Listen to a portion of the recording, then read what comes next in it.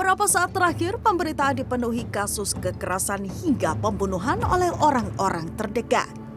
Yang paling mengejutkan adalah seorang remaja yang melukai hingga membunuh orang tuanya, hingga ibu membunuh anaknya. Hal ini sontak membuat banyak orang terdekat korban dan remaja tersebut kaget lantaran anak yang berkonflik dengan hukum ini adalah anak yang baik dalam pergaulan dan pandai di sekolah. Dan yang tak kalah mengejutkan, di suatu kesempatan MAS sempat memberikan pernyataan bahwa aksi kejamnya itu ia lakukan berdasarkan suara tak dikenal yang muncul secara misterius.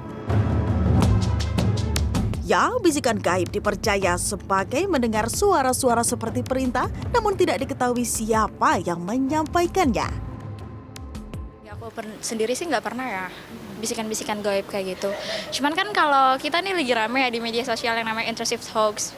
Mungkin kalau intrusive talks itu tuh kayak loncat atau enggak nih. Pikiran-pikiran kayak gitu kan sering banget muncul ya. Jadi kalau bisikan-bisikan gaib itu aku kurang percaya jujur dan belum pernah mengalami juga so far. Itu mungkin stres atau psikopat atau lagi punya masalah mungkin, tapi untuk masyarakat sekarang terutama anak-anak ya generasi milenial atau zilenial ya, hal ini sudah mulai sedikit tabu ya untuk dibahas, tapi percaya atau tidak percaya hal gaib itu ada. Kalau beritanya sendiri itu pernah dengar tentang pembunuhan gara-gara bisikan-bisikan kayak gitu.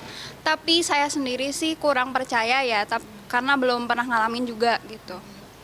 Takut sih sebenarnya kalau misalkan ada tiba-tiba bisikan gaib kayak gitu, tapi untungnya belum pernah ngalamin sih. Ada yang percaya, ada yang tidak. Namun beberapa orang mengaku pernah memiliki pengalaman mendapatkan suara-suara yang tidak jelas asalnya. Seperti Alin, warga Ponorogo yang pernah mendapatkan suara tak dikenal.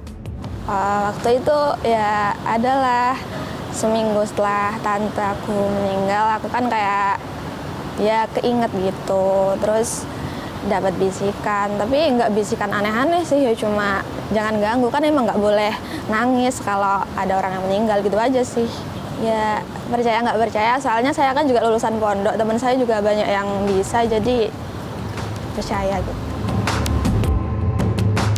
Dari sisi psikologis, sebenarnya bisikan gaib bisa masuk dalam kategori halusinasi. Rama Kusmandari, psikolog Universitas 17 Agustus 1945 atau UNTAK Surabaya menyatakan halusinasi adalah pengalaman sensorik ketika indera menangkap sesuatu yang sebenarnya tidak ada. Halusinasi sendiri bisa merupakan visual, audio, ataupun kinestetik. Jadi halusinasi ini secara umum sebabnya ada dua, bisa jadi secara fisik, bisa jadi secara psikologis. Secara fisik itu bisa jadi karena dia sakit, gitu ya. Kemudian ada mungkin ketika anak demam, gitu ya, dia seperti melihat sesuatu, begitu. Atau efek obat yang diberikan dokter bisa jadi itu juga bisa menimbulkan efek halusinasi. Nah, ada juga mungkin karena kelelahan, kurang istirahat, gitu ya. Orang yang mengalami halusinasi bisa menyadarinya atau tidak tergantung tingkat keparahannya.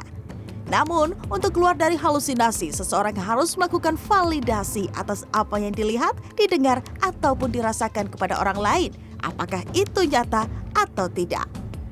Bila sudah dinyatakan parah, disarankan untuk segera memeriksakan diri. Untuk menghindari halusinasi, beberapa tips pun bisa diterapkan.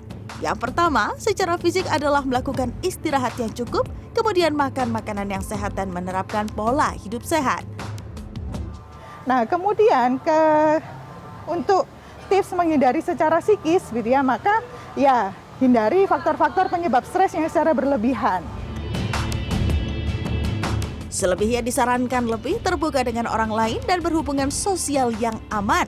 Hal yang juga harus diingat adalah memilih pergaulan yang positif juga dapat menimbulkan dampak baik bagi kesehatan mental.